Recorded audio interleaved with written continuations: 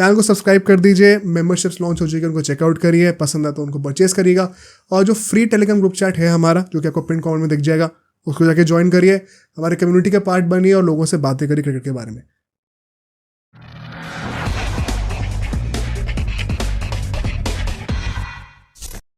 But I think यहाँ से अपनी नेक्स्ट कंट्रोवर्सी के ऊपर कूदते हैं सीधा, which is the monkey gate. ये काफ़ी लोगों ने डिमांड करी थी कि इसके पीछे एग्जैक्टली क्या हुआ है। एंड ये जो टेस्ट मैच में, जिस टेस्ट मैच में हुआ है, ये इतना ज़्यादा हिस्टोरिक, इतना ज़्यादा इंटरेस्टिंग है ना कि वो अपने आप में एक बहुत तगड़ी कहानी है। I will explain this how. India जो है ऑस्ट्रेलिया गई थी एक बहुत ही लंबे टूर पे, 3-4 टेस्ट मैचेस थे, ओडीआईज वगैरह थे, सब कुछ था वहाँ पे। मल्टी फॉर्मेट सीरीज थी 2007 दिसंबर में, और फिर कैरी ओवर होते होते 2008 जनवरी तक खिंच जाता है ये चीज़। तो जो पहला टेस्ट मैच हुआ था वहाँ पे, टेस्ट मैच ही स्टार्टिंग हुई थी। अब टेस्ट मैच में, पहले टेस्ट मैच में क्या होता है, ऑस्ट्रेलिया जो है वो आपके 337 रन से जीत जाती है। बहुत बड़ा मार्जिन था। इंडिया जो है वो दोनों ही इनिंग्स में अपनी 200 रन भी नहीं बना पाती है। तो काफ़ी ज़्यादा एक ह्यूमिलिएटिंग डिफीट सी हो गई थी। और ये जो स्टोरी है ना, ये देख के एज एन इंडियन आपका खून खोलेगा, मैं लिटरली बता रहा हूँ, क्योंकि you will see how it felt like ये पूरा एक सेटअप कर रखा था इंडिया को गैसलाइट करने के लिए। जैसे जैसे मैं एक्सप्लेन करूंगा ना इंसिडेंट्स, आपको दिखेगा कैसे ऑस्ट्रेलियंस ने इतना ज़्यादा बड़ा सेटअप कर रखा था कि भाई कुछ भी हो जाए, ये इंडियंस को ह्यूमिलिएट करना है। इनफैक्ट कई लोग कहते हैं भी कि उस टाइम पे ऑस्ट्रेलिया का वही था, इनविंसिबल टाइप के थे, बहुत ज़्यादा सुपीरियरिटी कॉम्प्लेक्स था, एंड इंडियंस को उस तरीके से देखते नहीं थे ये लोग। और वो था कि इनको जूते के नीचे रखना है, वो सेंटिमेंट था। तो क्या होता है भाई, अब इंडिया उस टाइम पे एक अपराइजिंग हो रही थी धीरे धीरे, साथ में वर्ल्ड कप जीत के आए थे। तो अब ये तेंदुलकर वगैरह सब लोग अच्छा खेल रहे थे उस टाइम पे, नए यंगस्टर्स भी आ रहे थे। सेकेंड टेस्ट मैच जो था उसमें ऑस्ट्रेलिया जो है टॉस जीत के पहले बैटिंग करती है। इंडिया ने इतनी अच्छी बॉलिंग करी, at one point of time Australia 137 for 6 हो गई थी। अपने घर पे खेल रहे, 137 फॉर 6 बहुत तगड़ा है। और तब उस टाइम पे साइमंड्स बैटिंग कर रहे थे। साइमंड्स 30 पे खेल रहे थे और ईशांत शर्मा उनको एक एज निकलवाते हैं, पीछे कॉट बिहाइंड हो जाते हैं वो। बट जो अंपायर थे उस टाइम पे वो क्लियरली नॉट आउट दे देते हैं। क्लियरली नॉट आउट दे देते हैं। ओके, बहुत आराम से दिख रहा था कि आउट है वो बंदा। साइमंड्स बाद में एक्सेप्ट भी करते हैं। फिर वो 30 पे नॉट आउट थे, then he goes on to make 162 not out, और ऑस्ट्रेलिया जो 137 फॉर 6 थी एक टाइम पे, वो 463 बना देती है। भाई साहब, नॉट जस्ट दिस, जब वो 148 पर भी खेल रहे थे तो एक बहुत ही क्लियर स्टंपिंग थी, जो कि अंपायर से थर्ड अंपायर को रेफर ही नहीं करा। मतलब प्रॉपर ब्लेटेंट चीटिंग हो रही थी। एक बहुत रिनाउंड उस टाइम पे प्रेजेंटर थे, उन्होंने जो होता ना हर सेशन के बाद जो वो क्रिकेट लाइव जैसा टाइप का उस टाइम पे चलता होगा, वो फॉरनर थे, वो उनका नाम नहीं लूंगा मैं, वो कहते हैं उस टाइम पे शो के अंदर कि दिस इज ब्लेटेंट चीटिंग। वो कह रहे थे, वो फॉरनर थे वो। तो जिसको रिसर्च करनी है खुद जाके सर्च कर सकता है। इसके बाद क्या होता है भाई, क्लियरली मतलब अंपायरिंग जो है सेटअप लग रहा था पूरा देखने में कि क्या हो रहा है यहाँ पे। ये फिर इंडिया आती है। अब इंडिया वैसी गुस्से में, भाई क्या हो रहा है ये। इंडिया बनाई थी 532 और ज़्यादा बनाई थी। सचिन ने 150 मार दिए और बहुत ही तगड़ी बैटिंग करी इंडिया ने। आई थिंक वीएस लक्ष्मण ने भी 100 मारी थी, if I am not wrong. And क्या हुआ था, जब 7 विकेट गिर चुके थे इंडिया के, around that time Sachin batting कर रहे थे, साथ में हरभजन सिंह आए थे, टेल शुरू होने वाली थी। एंड उस एक ब्रीफ पीरियड में ऑस्ट्रेलिया के बॉलर्स थोड़ा चढ़े हुए थे इनके ऊपर, क्योंकि सिर्फ 3 विकेट रह गए थे एंड टाइम था प्रेशर बनाने का। ब्रेटली वगैरह बॉलिंग कर रहे थे and Brett Lee were going at it. Harbhajan Singh को तो स्पेसिफिकली टारगेट किया जा रहा था बिकॉज वो वीकर बैट्समैन है, सचिन तो आउट निकाल सकते हो वहां से। हाँ, तो क्या होता है, एक ओवर चल रहा था, ब्रेटली भज्जी का बॉलिंग कर रहे थे, ओवर की लास्ट बॉल होती है, भज्जी डिफेंड करते हैं और फिर वो चलते हुए जाते हैं दूसरे एंड पे। अच्छा, यहाँ पे एक बहुत इंपॉर्टेंट पॉइंट है ये लोग, कई लोग शायद प्रोफेशनली खेले नहीं तो तुम भी शायद फिगर नहीं कर पाओगे। जब अगर तुम बैटिंग कर रहे हो, ओवर की लास्ट बॉल पे तुमने बॉल डिफेंड करी, तो फिर स्ट्राइक चेंज होगी, अगले दूसरे एंड पे जाना पड़ेगा तुम्हें। नहीं होता भाई असली मैच में ऐसा। नहीं, 1 मिनट, क्या अगर मैं डिफेंड कर दी, मैंने रन ले लिया? नहीं, रन नहीं लिया, डॉट बॉल है। हाँ, तो नेक्स्ट ओवर में दूसरे बैट्समैन की स्ट्राइक आएगी, मतलब हाँ, तो तुम्हें दूसरे एंड पे जाना पड़ेगा फिर। नहीं होता भाई ऐसे। है भाई क्रिकेट में एक्चुअली में दोनों एंड से बॉलिंग हो रही होती है ना, तो तुम्हें उसी एंड पे रहना पड़ता है फिर। तो हर ओवर में एंड चेंज हो जाता है? हाँ हाँ तो इसीलिए तो वो चल के स्पेसिफिकली दूसरे एंड तक गया था विच वॉज नॉट रिक्वायर्ड, इसलिए मैंने ये एक एडेड ट्रिविया ऐड करा है इसमें। हरभजन सिंह क्या था? हरभजन सिंह ने लास्ट बॉल डिफेंड कर दी, अब दूसरे एंड से बॉलिंग होगी तो उसको उसी एंड पे रहना है, पर वो स्ट्राइक चेंज करने के लिए नहीं जाना होता, जो कि गली क्रिकेट में होता है। पर वो दूसरे एंड तक गया क्योंकि साइमंड्स जो है कुछ बहुत टाइम से चौंचा कर रहा था। तो वो साइमंड से फिर ऐसे चलते चलते से दोनों साथ में चल रहे हैं, थोड़ी ऐसे कुछ बातें हो रही हैं, कुछ हुआ होगा, गाली गलौज वगैरह हुई होगी। इतने में क्या होता है, सचिन तेंदुलकर आते हैं बीच में एंड बात को डिसॉल्व कर देते हैं कि भाई गेम पे ध्यान दे, ये सब कुछ नहीं होने वाला, 400 रन बना रखे उन्होंने, हमें चेस करना है अभी, ठीक है। तो ये सब हो जाता है। इसके बाद क्या होता है भाई, ये चीज तो अकेडमी मैचेस में भी नहीं होती। हाँ, क्योंकि कई अकेडमीज नहीं खिलाते ना दोनों एंड से, वो प्रोफेशनल मैचेस में ही होता है, हाई लेवल के मैचेस में ही होता है। तो वो तुमने जहाँ खेला वहाँ पे नहीं होता ये सब। तो फिर क्या होता है कि ये इंसिडेंट हुआ, भज्जी और साइमंड्स को सेपरेट कर दिया गया। उसके बाद मार्क बेंसन वहाँ के एक अंपायर थे, स्टीव बकनर और मार्क बेंसन, 2 अंपायर्स थे। मार्क बेंसन आते हैं, हरभजन को कुछ बोलना शुरू कर दिया। अंपायर है, न्यूट्रल होना उसको। और जो फुटबॉलर्स ही करते हैं मुंह पे हाथ रख के बोलते हैं कि कुछ गाली गलौज कर रहे होते हैं, वो वैसे बात कर रहा था हरभजन अंपायर। हाँ, और कैमरा पीछे का एंगल दिखा था तो दिख रहा था कि वो क्या बोल रहे हैं उसे। ओके। अब वो कुछ इनअप्रोप्रिएट था हरभजन के लिए। आप एज एन अंपायर कैसे बोल लो किसी प्लेयर को? पहली बात तो इनअप्रोप्रिएट लैंग्वेज, सेकंडली आप एक टीम के अगेंस्ट बायस कैसे दिखा रहे हो? Umpire is the one who is supposed to be that guy जो कि डिफ्यूज करे पहले और बायस्ड अनबायस्ड होके। एग्जैक्टली, और वो हरभजन सिंह को सुना रहा है। फिर कुछ बॉलें होती हैं, ऑल ऑफ अ सडन ये जो ऑस्ट्रेलियन टीम है वो आके अंपायर से कंप्लेंट करती है कि हरभजन ने रेसिज्म करा है यहाँ पे और साइमंड्स को मंकी बुलाया। ओके। अब भाई इसके बाद अंपायर्स तो चढ़ने का मौका चाहिए। भाई मैं कह रहा हूँ सेटअप लग रहा था पूरा देखने में, एक मौका मिला गैस लाइट करने का, अंपायर से गुस्सा हो गए, ठीक है। उसके बाद मैथ्यू हेडन और रिकी पॉन्टिंग कन्फ्रंट कर रहे हरभजन सिंह को जाके, तो अंपायर्स रोक नहीं रहे कन्फ्रंटेशन को।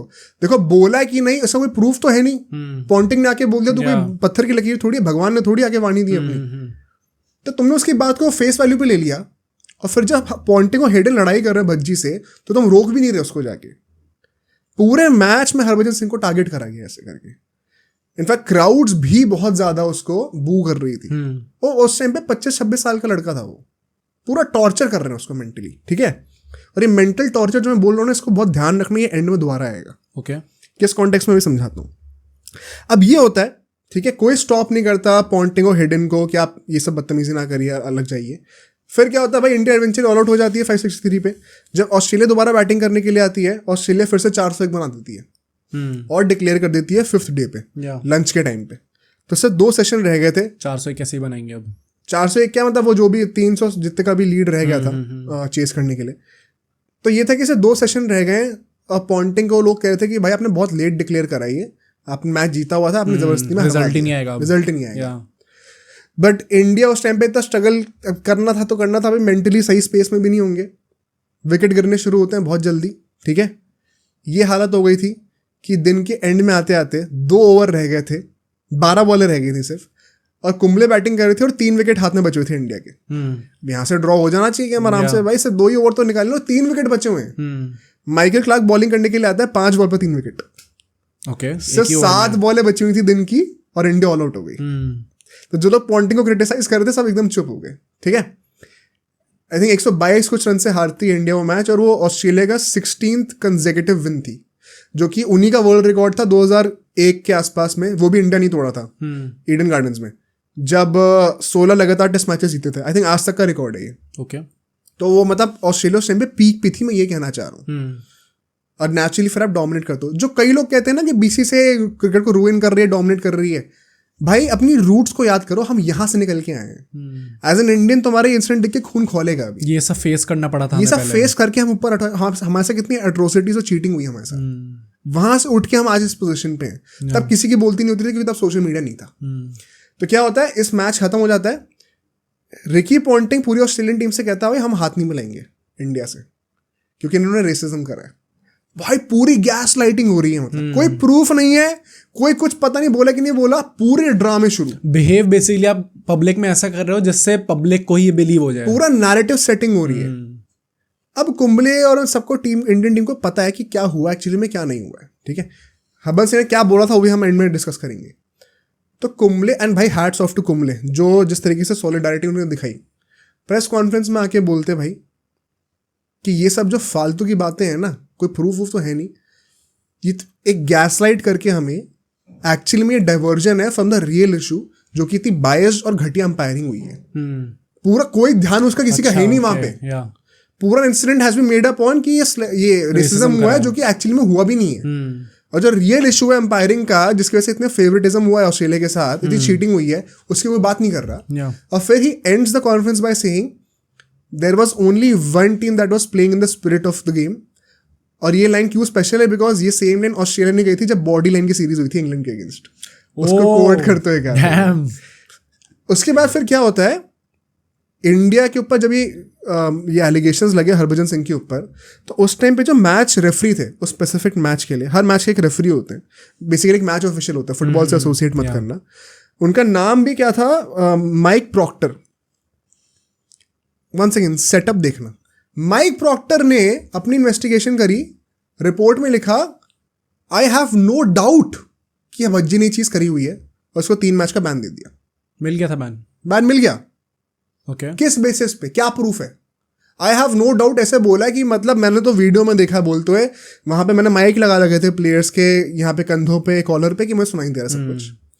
अब इंडिया ने कहा भाई ये तो अलग ही बदतमीजी हो रही है यार, गलती आप कर रहे हो, अंपायरिंग की चीटिंग आप करवा रहे हो, और पूरा इशू हम पे डाल दिया है, बैन भी हमें दे दिया। This is gas lighting exactly. India ने कहा भाई हम नहीं खेलेंगे सीरीज अगर ये बकवास होगी तो। अब यहाँ पे इंडिया की सुपर पावर आती है भाई, पॉपुलेशन इतनी है, टीआरपी गिरेगी, सब होगा। इंडिया ने कहा हम नहीं खेलेंगे, ये बकवास करेंगे। तो इंडिया ने कोर्ट में जाके अपील कर दी वहां पे कि ये क्या बदतमीजी चल रही है। अब जब कोर्ट में गए तो जज ने कहा भाई इसका कोई प्रूफ तो है नहीं, किस बेसिस पे बैन दे रखा है 3 मैचेस का। माइक प्रॉक्टर भी इन्वॉल्व था क्लियरली। जज ने कहा कि भाई ये 3 मैच का बैन हटाओ, at max if you want उस मैच की जो फीस है वो हटा दो, इसको मॉनेटरी बैन वो दे दो, पेनल्टी लगा दो। इसके बाद चलते हुए इंडिया ने और ज़्यादा स्टेप्स लिए। एक अग्रीमेंट हुई थी इस सीरीज से पहले कि दोनों टीम्स कभी भी किसी अंपायर को क्वेश्चन नहीं करेंगी कि वो इस मैच में क्यों आए। इंडिया ने उस मैच के बाद क्वेश्चन कर दिया कि आप ये स्टीव बकनर को किस बेसिस पे लेके आए हो। ये अग्रीमेंट हर मैच से पहले होती है? उस सीरीज के लिए थी, हर सीरीज में नहीं होती। Okay. क्योंकि उस सीरीज में स्टीव बकनर ने एक बार राहुल द्रविड़ को उसी मैच में पैड पे बॉल लगी थी और फिर कीपर ने पकड़ी तो एज का आउट दे दिया। एक था मार्क बेंसन का कि सौरव गांगुली ने एज किया था बॉल को, रिकी, वो बहुत फेमस है, रिकी पॉन्टिंग जो है वो बॉल नीचे लग के पकड़ी थी, मार्क बेंसन उससे पूछते कि आउट है कि नहीं, रिकी पॉन्टिंग ऐसे कहता है आउट है, मतलब फील्डर ने बोल दिया तो आउट दे दिया। इसमें क्या हुआ था, इसका भी एक लूप होल है। पहले टेस्ट मैच के लिए एक अग्रीमेंट साइन हुई थी दोनों कैप्टन्स के बीच में कि जब कोई कंट्रोवर्शियल डिसीजंस होंगे फील्डिंग के तो फील्डर का वर्ड लिया जाएगा। Okay. और पहले टेस्ट मैच के बाद इसको स्क्रैप कर दिया गया था इस चीज को। तो ये चीज सेकंड टेस्ट मैच में हुई है, तो क्यों हुई, किस बेसिस पे हुई? आई थिंक ऑल्दो ये कॉन्ट्रैक्ट्स भी बड़े जो भी साइन करवाए हैं बड़े अजीब अब वो हाँ वो चलो वो अलग लीगल साइड है, बट ये क्यों हुआ? क्लियरली अगेंस्ट द रूल्स है, क्लियरली अगेंस्ट द अग्रीमेंट है। आईसीसी ने भी इस चीज को एक्नॉलेज करा और स्टीव बकनर को नेक्स्ट मैच से हटा दिया, इवन दो दोनों कंट्रीज के बीच में अग्रीमेंट थी। तो आईसीसी भी रिकॉग्नाइज करती है कि कितना ज्यादा घटिया अंपायरिंग हो रही थी, कितना ज्यादा बड़ा सेटअप था ये। असली ड्रामा जो होता है ना अब इसके बाद होता है, क्योंकि फिर पॉइंटिंग अब क्लियरली भाई देखो इंडिया ने सब एक्सपोज तो कर दिया कि ये सब ड्रामा चल रहा था, एक्चुअली में कुछ हुआ है नहीं। पॉइंटिंग का तो जो मतलब बोलते हैं भाई साहब कि मैं इतना ज़्यादा बुरा फील करता हूँ इस चीज़ के लिए, इतना ज़्यादा इनजस्टिस हुई है हमारे साथ। साइमंड्स जो है हमारे, उनका करियर का डाउनफॉल इसकी वजह से हुआ है क्योंकि हरभजन ने उनको मंकी बोल दिया। क्योंकि उसके बाद से वो इतना ट्रॉमेटाइज थे उस चीज़ से कि वो अपने आसपास के किसी भी इंसान पे ट्रस्ट करना छोड़ दिया उन्होंने। भाई साहब को बाद में फिल्मों में काम करना पड़ा। रुको ना तो और उसके चलते हुए साइमंड्स कभी भी वो सेम प्लेयर नहीं रहे। Okay. उसके बाद जो है सौरव गांगुली वगैरह जितने प्लेयर्स हैं, हरभजन सिंह खुद वो कहते हैं कि भाई ये सब मंकी मंकी चिल्ला रखा है, इनको बुद्धि तो है नहीं, अंग्रेज हैं। हिंदी में क्या ज्ञान है वो क्या समझेंगे। मैं एक्चुअली में हिंदी में बोल रहा था, मैं पूरी चीज़ नहीं बोलूंगा क्योंकि फिर गाली हो जाएगी। वो कहता माँ की, अच्छा माँ की वो जो भी आ गई मुझे नहीं पता। अच्छा तो उसे मंकी लगा या आपने इतना बेनिफिट, और गांगुली ने कहा था कि आपने इतना बेनिफिट ऑफ डाउट भी नहीं दिया. सचिन ने अपनी जो सामने पड़ी हुई यहाँ पे ऑटोबायोग्राफी में लिखा हुआ है कि this was, it seemed like it was intentionally blown out of proportions. आप चाहते तो एज अ कैप्टन तुरंत आके हमसे पूछ सकते थे एंड डिस्कस कर सकते थे. आपने सीधा रेफरीज और अंपायर्स को बता दिया एंड फिर, और इतनी जल्दी कैसे एक्शन हो गया सारा. बैन भी मिल गया, ये भी हो गया, वो भी हो गया, सब हो गया एक ही साथ इतनी जल्दी. इट क्लियरली सीम्ड लाइक जानबूझ के it is being blown out of proportions. एक वो पॉइंट ढूंढा जा रहा था कि इसको बस बड़ा बना देंगे. एग्जैक्टली. वो साइकोलॉजिकली बीट करना, इंडिया को ह्यूमिलिएट करना, वो वाली बात थी यहाँ पे. और उसने वो एक्चुअली में वही बोला था. एंड साइमंड्स ने इतना दिल पे ले लिया कि उसका तो ट्रॉमेटाइज हो गए. एंड एंड तक वो इंटरव्यू देते थे कि मैं आज तक उस चीज़ से उभरा नहीं हूँ. भाई साहब, मज़े की बात ये है, इसके ऊपर तो भी बात करेंगे. मज़े की बात ये है, साइमंड्स, भज्जी, सचिन, पॉन्टिंग, ये चारों सेम टीम में मुंबई इंडियंस से खेले एंड अंडर अनिल कुंबले खेले. पांचों लोग इन्वॉल्व थे, वो सेम टीम से खेले. God has funny ways of making things work. But जो लास्ट पॉइंट है, ये बहुत सेंसिटिव है एंड शायद उसमें गाली पड़ेगी हमें. किसी ने मंकी बोला भी है. Of course we can not relate to it because हम उस एथनिसिटी, क्या बोलते हैं उसको, एथनिसिटी, हाँ, उससे नहीं है. बट इंडिया में अलग चीज़ें होती हैं, अलग चीज़ें बोली जाती हैं जो कि वो फेस नहीं करते. तो हम अगर उस एग्जाम्पल को भी ले लें, तुम एक ऐसे इतने चंट प्लेयर हो जो कि जाना जाता है कि स्लेजिंग कर रहा है, भज्जी की स्लेजिंग तुम कर रहे हो, सब तुमने करा है, गाली गलोच कर रहे हो, तुम्हें मंकी बोला तो तुम इतना ट्रॉमेटाइज हो गया कि तुम्हारा करियर का डाउनफॉल हो गया.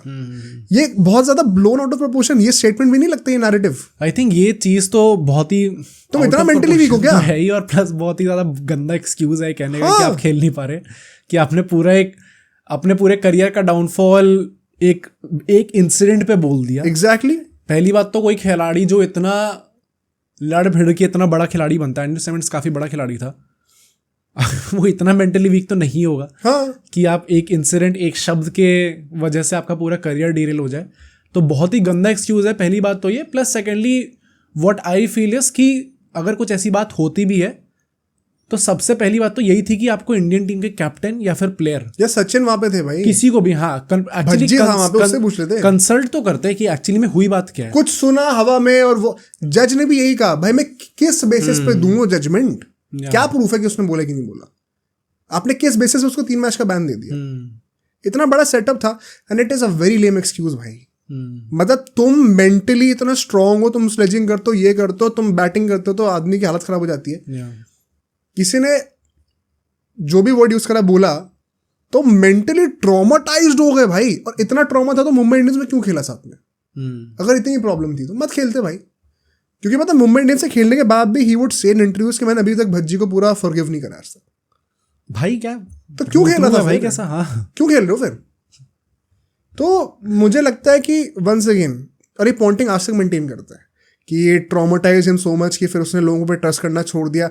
हाउ इज ट्रस्ट करना छोड़ दिया? How is that related to his batting? भाई साहब, तो मुझे पता है बहुत इनसेंसिटिव साउंड कर रहा होगा.